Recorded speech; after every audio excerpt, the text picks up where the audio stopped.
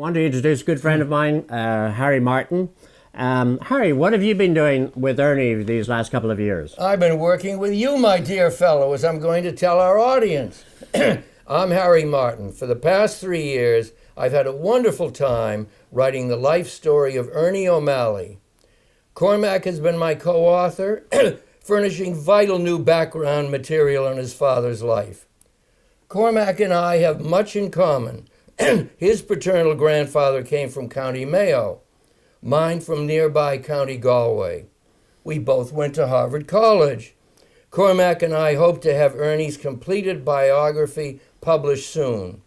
You loyal followers of these videos will be entitled to buy first editions of Ernie O'Malley, Warrior Intellectual, signed by both of us. You've already discovered in these videos that Ernie's life as a warrior fighting for his country's freedom is a compelling story. It's the first thing that drew me to him, but there's much more. Just wait until you get to the second part of our book describing his life as an intellectual, an author, a sponsor of modern Irish painters, a filmmaker, and last but not least, a husband and father. Fate decreed that Ernie would marry Helen Hooker, a beautiful, accomplished heiress from Greenwich, Connecticut. She was also as fiercely independent, as artistic, as iconic, as proud as Ernie. As you read our book, their tumultuous marriage will have you shouting advice to each, hoping that they stay together. Thanks very much for the chance to tell you about the wonderful project Cormac and I have undertaken. Harry, thank you very much indeed. Now I'm going to continue on our second episode, Changing Attitudes in Ireland.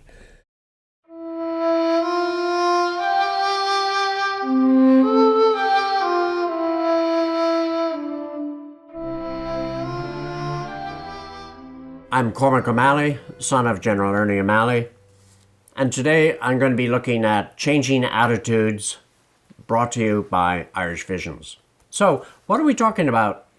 I want to cover a couple of points. The changing attitudes in the countryside as to how rural Ireland was changing, attitudes in Ernie, and what the risks that he was running in his daily life, coming and going from the countryside, and also the impact of what the Black and Tans were who arrived in Ireland in 1920.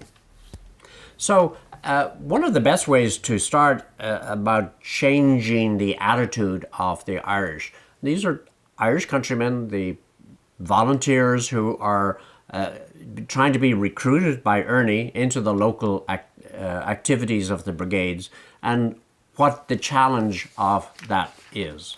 And he writes about it meaningfully in a letter to Molly Childers later, and he writes, "Progress was slow and heartbreaking.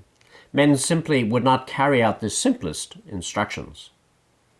I had issued the duty of each officer, had helped to give officers lectures, to supply them with books and maps, but it was not until 1920, when the fighting started, that the men were gradually being fed by minor activities, and they began to become more confident and more independent of the people's control." So that shows you that the IRA activities, in fact, had an immediate result on the morale of the local people. And what do we mean? What did he mean by people's control? He's actually talking about their parents. And when an Ernie O'Malley came into, or any other organizer, came into somebody's home, he brought risk and challenge. The challenge was, could he get the fidelity of the fighters, the potential fighters, to join him?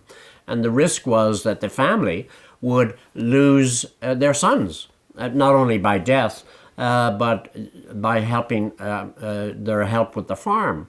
So as you go on the run, you, in fact, diminish the workforce in the local community. And this was a risk to everyone. Now, when he was finished in the countryside, and usually these assignments were 2 to 3 weeks, and maybe up to a month, he would go back to Dublin. And here again you see what risk he was taking in the travel. So Ernie's journey throughout, you can see the risk that he's taking in the countryside, in the journey to Dublin, and in staying in Dublin. So how does he get to Dublin? Well, usually not by train, quite often by bicycle. There were not too many cars, but plenty of carts and horses. And so he would take a variety of tactics to get to Dublin. There was clearly a risk there, but it was a risk in the sense that he wasn't a known person. So if he was picked up, he would give a whatever fake name that he would do. But the point is, he had to report back, and I'm sure that he was carrying documents on him, because he was, in effect, a courier. He was bringing to Dublin headquarters, to Michael Collins and the group, what was happening, what was the spirit and feeling of that brigade that he had just left, and finding out more information in Dublin on what was going on. Now, what did he do in Dublin? Well, it was the only time that he got some relaxation, but it was usually a work assignment. He was working under Collins on files, on doing research, on helping out on the organization. And he would visit with various people. But he too had a risk. Every night that he had to seek a place to sleep, he was bringing risk to his friends. He would stay with the Plunketts and Frank Gallagher and other people, again, all bringing risk. But he does tell of an interesting story with Michael Collins, who shared the same issue in terms of risk, because he had a place to stay every night. And Father, On Another Man's Wound, writes quite tenderly about Collins when he says, "There was a roundup, but Collins was not taken. But that night, as he passed a house, he saw troops raiding McGarry's in the street. I waited till they had gone. Then I slept in his bed. I knew it would be the safest bed in Dublin," he said. And so Collins was facing the same experience that the other people in Ireland were, who's in the volunteers. One of the most remarkable elements in terms of helping change the attitude in the IRA and amongst the local people was the arrival in Ireland of the Black and Tans. Why were they needed? Well, the IRA had been so successful in challenging the local police force, the Royal Irish Constabulary, that their force diminished, and the British Empire had to supplement them. So they went on a recruiting campaign in England, and they got ex-soldiers to come and fight in Ireland. They were paid well, and indeed could be deemed to be a mercenary source. Now, let's think of who the soldiers were and what their attitude was toward Ireland. They were usually fairly young fellows who had had war experience, and they were going into another hostile community. Hostile in the sense they had no relationship with Ireland. They were sent down the countryside in small numbers.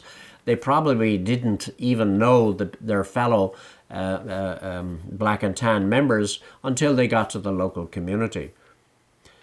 How were they perceived locally? Well, they felt very hostile to the local community, and that was reciprocated.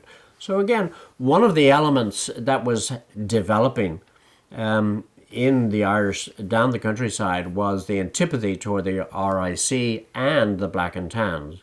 And that becomes an important element, not only in the changing attitude, but in the activities of the IRA and how they are perceived and welcomed by the local people.